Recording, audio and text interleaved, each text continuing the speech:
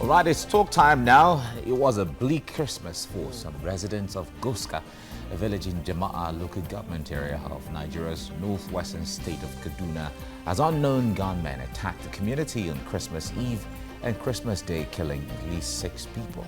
And many people sustained injuries and houses burned in the attack, suspected to be carried out by Fulani herdsmen.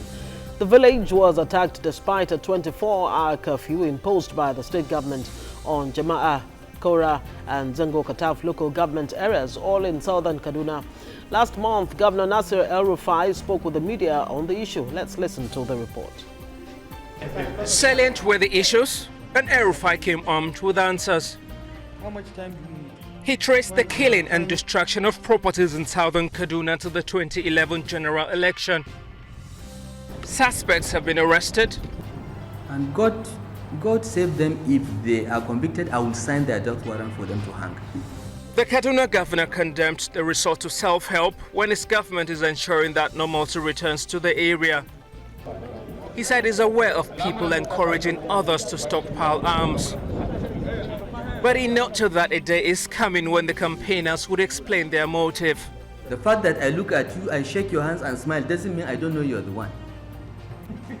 I'm just waiting for the time that enough evidence is accumulated to get you, so that I don't want to catch you on one finger. I want to catch you this way. Banning the El-Zakzaky-led Islamic movement in Nigeria was also mentioned. He said sympathizers of the movement are ignorant. With Kaduna under his watch, El-Rufai said anybody claiming to be an IMN member will be dealt with decisively. If you claim to be a member of IMN, it's 7 years imprisonment. Just claim it to be a member. That's why we're looking for Ibrahim Musa, their spokesman, who has signed a statement as a spokesman. And we are raising the reward. We are raising the reward for exposing him to $500,000 naira. Anyone that knows where he is, he should tell us so that the police collects him. We are going to try him. And as the day wound up, he charged people across the state to remain peaceful and law-abiding. Tessem Akende, TBC News, Kaduna. Okay. All right, you heard. You see, when you see the body language of the governor, being very assertive, being very decisive on some of these things, those are the kind of proactivity people want to see. Although whether it materializes into the factual implementation or execution is another thing. Are the measures really enough to put a halt to this incessant killings in southern Kaduna? But of course, we have heard even from the presidency that's been criticized for not saying or doing enough. To stop this southern Kaduna killings. The presidency has said that El-Rufai is on top of the situation, and so there's no need for too much interference on their part. Well, we're joined now by Assistant Public Relations Officer, Southern Kaduna People's Union, Ruben Buhari. Very interesting name there. Thanks for joining us this morning on the show. Thank you. Yes. Okay. Now, you, of course, you've been observing what's been happening in southern Kaduna. In spite of the 24-hour curfew that was imposed on that part of the state, you still had killings. Talk to us first about what your views are about the curfew and this unending killings. You see, let me try and correct a misconception. The 24-hour curfew that was placed on Jama'a, that was placed on Kaura, that was placed on Zangon Kataf, was not to stop herdsmen from coming in and killing the people of those 3 local governments. That 24-hour curfew came up because some people went out and they protested against the killing. On the 19th, there were youth that went out and protested. And on the 20th, there were women who came out half naked to protest. That was what led to that 24-hour curfew being placed on those 3 local governments.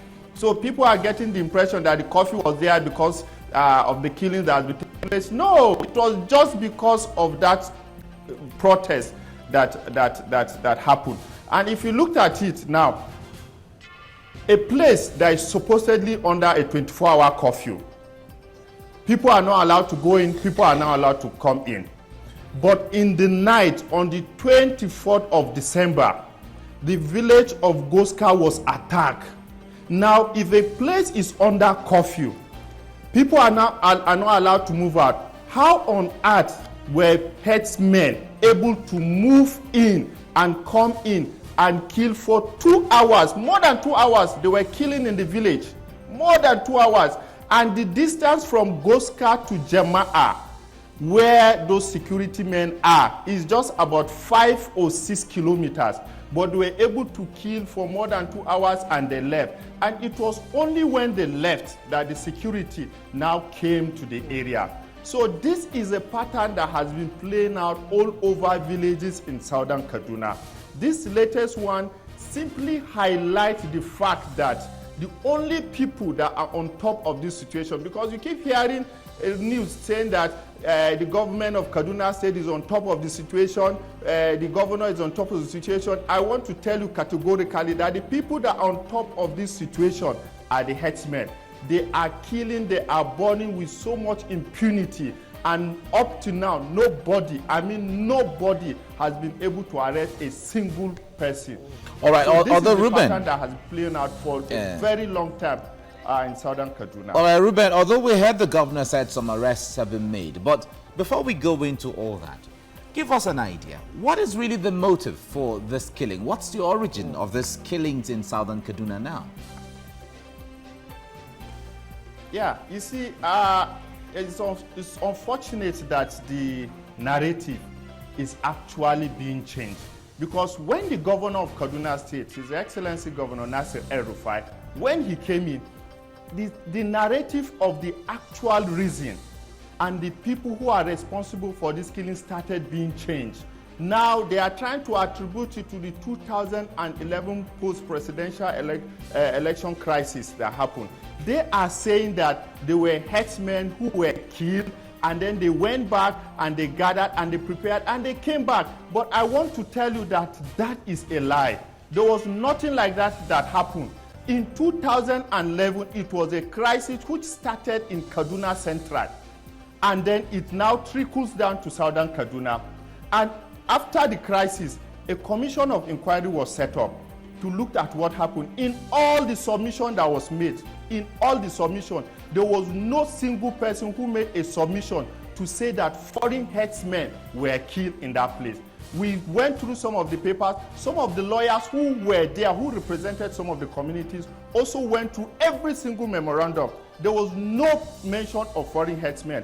But the governor has now come out and he has started saying that herdsmen from neighboring countries were killed, and they went back and they prepared and they came back on a revenge mission. For God's sake, this is not 1900, this is 2016, where we have rule of law. Assuming that it is even true, how on earth would people go outside and come back and continue to kill in the name of reprisal killing? What are justifying of criminality? Why would people kill murder of innocent people and said, okay, it is because they are on reprisal killings? We are saying that it is completely not true. There is no foreign herdsmen. There is no foreign herdsmen that was killed or were killed in the 2011 crisis that happened in Kaduna State. All right, so we'll try to find out more about this seemingly unending southern Kaduna killings. Our guest there, Ruben Buhari. We'll come back shortly. Stay with us. Right, welcome back, and we're looking at the unending Kaduna killings in southern Kaduna specifically. Our guest in Abuja studio is Ruben Buhari of the Kaduna People's Union. That's Sokapu, Southern Kaduna People's Union. Earlier, you made a point about the change in narrative when Mike asked you about what exactly is at the root of the killings in southern Kaduna. You want to shed some light on exactly what the original narrative was in the first place that has changed now? Yeah, you see, what is happening in Kaduna State is pure genocide. It has nothing to do at all with foreign herdsmen, like other people are trying to say. What is happening is that herdsmen are forcefully trying to take over land.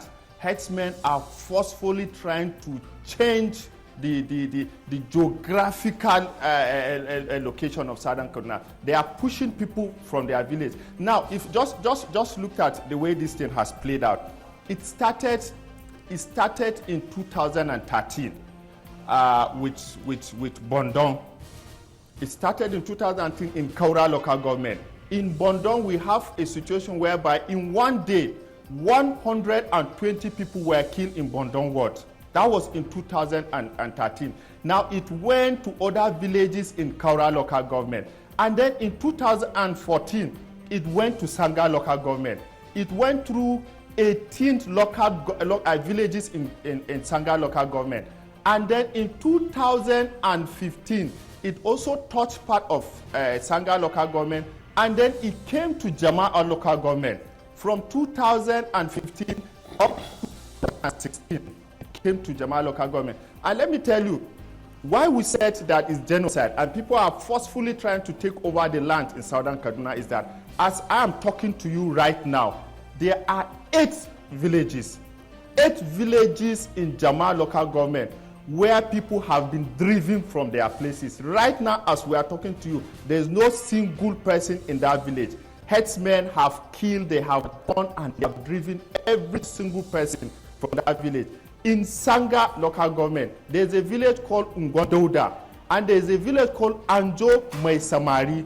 In those 2 villages in Sanga local government, it has been taken over by herdsmen. So this is the pattern that has been playing out from one local government to the other.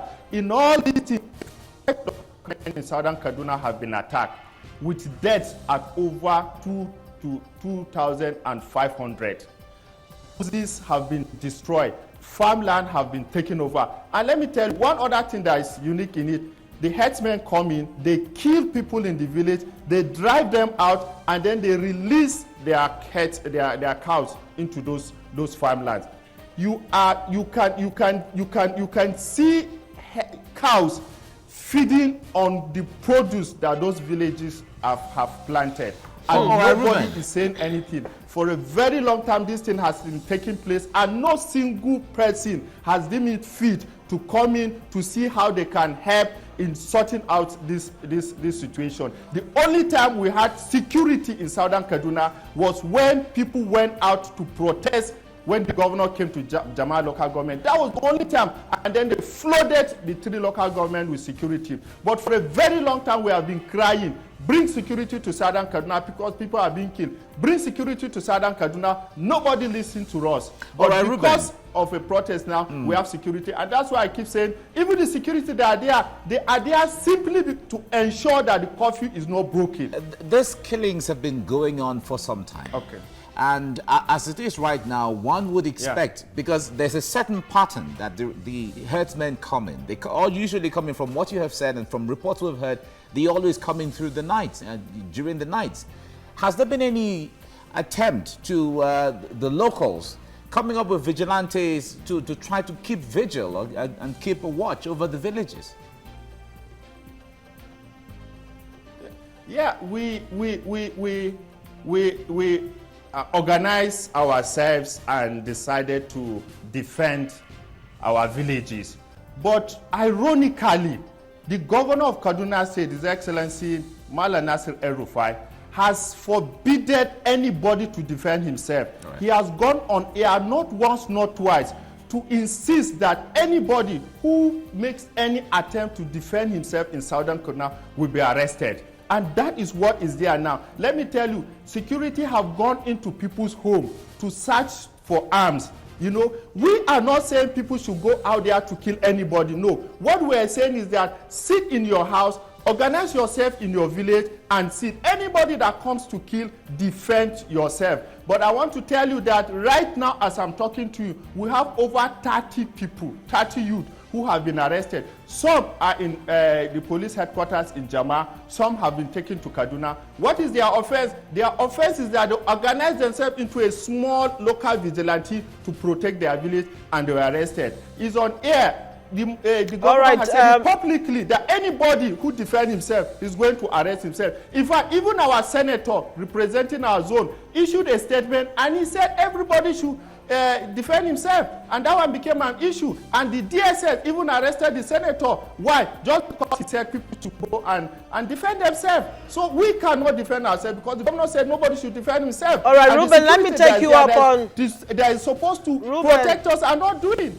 Ruben, let me take you up on something you said earlier. The reason for the 24-hour curfew that was imposed on southern Kaduna, Jama'a local government, and of course Kafanchan. You said it's because the youth came out to defend themselves, and of course women came out to protest, and women came out half naked to protest too. But don't you think if the government allowed such protests, things were likely to get out of hand, and then you have a more serious problem on the hands than you have right now? That's on the one hand. Has SOCAPU, your organization or your union, had any kind of meetings with the governor, El-Rufai, in the course of these killings every now and again? And what reassurances did he give you? Yeah, you see, since the governor came in and since SOCAPU has been talking about this issue, let me tell you, right now as I'm talking, plans are on ground to even arrest some of the SOCAPU officials. Since the governor came in, he has not made a single attempt, not once, to meet with us.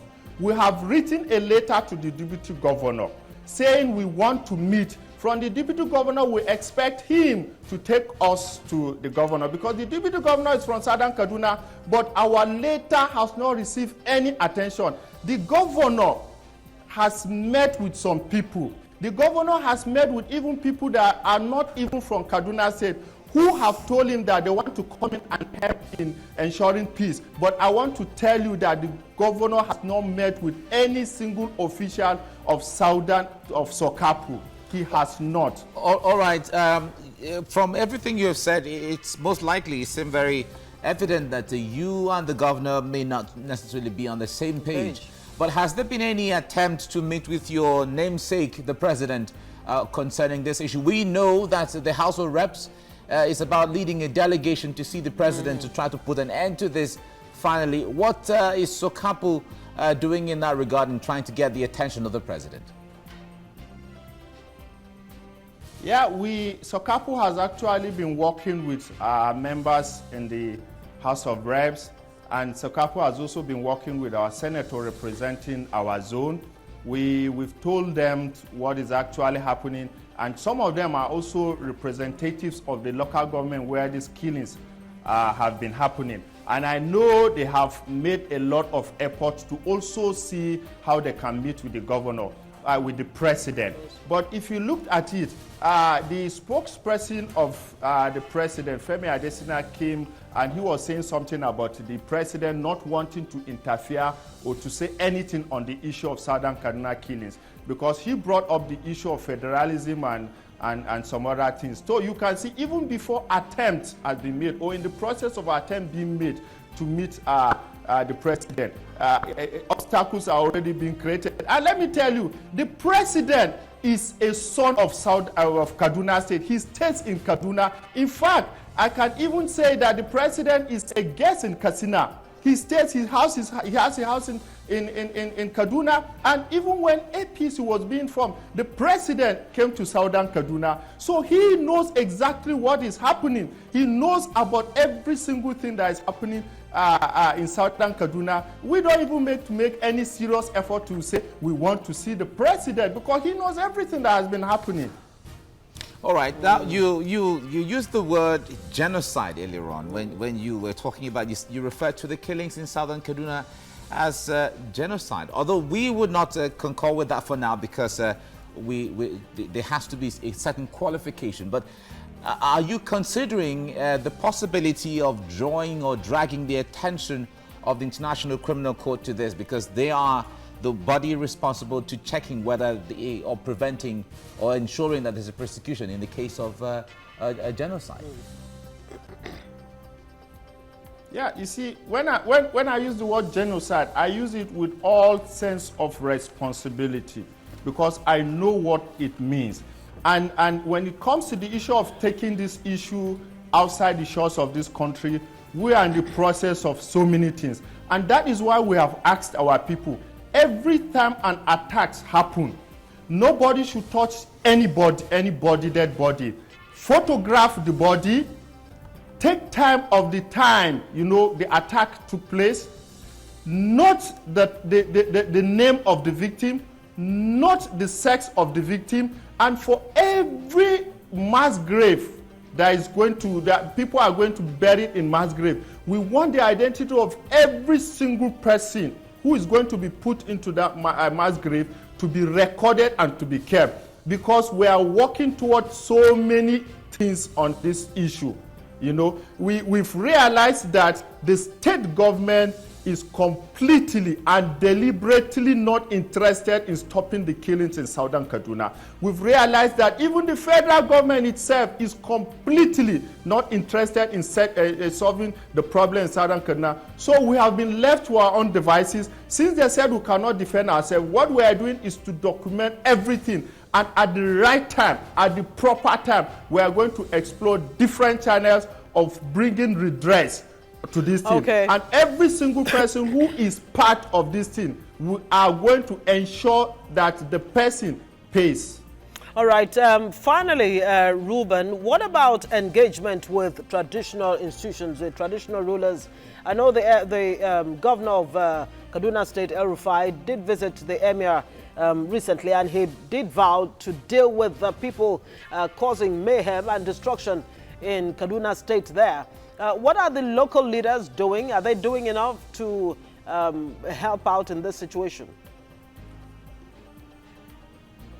You see, the local leaders are incapacitated. The traditional rulers cannot do anything in southern Kaduna. Do you know that it's not even long that they actually got permission to start even meeting? So the traditional rulers and the local leaders cannot do anything in southern Kaduna. Look, let me tell you, I don't know why we are prolonging this issue of southern Kaduna. Every single person out there knows the right thing to do. All you need to do is to bring in security, to go in and comb the bushes where these people are. These people are not spirits. These are human beings. They live somewhere. They move from point A to point B. They drive vehicles to areas where these killings happen. So what does it take to go out there and flush them out? We have helicopters. Like, for instance, in Bondong, where the report is that over 100 people came in and surrounded 5 villages and they killed. How can 100 people disappear into thin air? In Kauru, when 5 local governments were attacked at once, do you know the logistic it takes to have 5 villages attacked at once? And up to now, they will tell you that nobody has been arrested. So what we are saying is that everybody knows this thing, but some people have switched on their denial mode. They don't want to face reality. They don't want to do the right thing, and we are beating about the bush. Wow. But if anybody who is constitutionally responsible to stop this killing, all they need to do is to bring in security, flush all these villages. Look, let me tell you, like in Gadabiu village, from the market, if you look toward the bush, you will even see signs of the herdsmen there. They are grazing their cows there, and they are holding AK-47 rifles. What does it take to go into the bushes and flush these people? But every day we say meeting here, meeting there. It has not yielded any fruit. Yeah, why should we continue doing the same thing that has not given any result? Yeah, Reuben, we certainly feel what's going on in there, but we can't talk about this enough. We'll be looking forward to following up on developments there, and subsequently we can still talk about this again. Well, this is the much time can permit us right now. Reuben Buhari, thank you very much for talking to us on TVC Breakfast. All right. This is where we come to the end of today's edition of the program. Tomorrow, we'll be back again to discuss other issues that affect Nigeria and Nigerians. You're still in the festive mood. Ngozi is still looking forward to having fun one way or the other. I'm still looking for the recession, but I don't want it in my home. Because the festive mood is just unbelievable. But you talked about pounded yam with ram. You didn't show. That's I'll not still my have fault. mine. I'll still have mine. I am Mike or Kwacha. Have a great day ahead. And I am Ngozi Alebu, wishing you the very best of the season.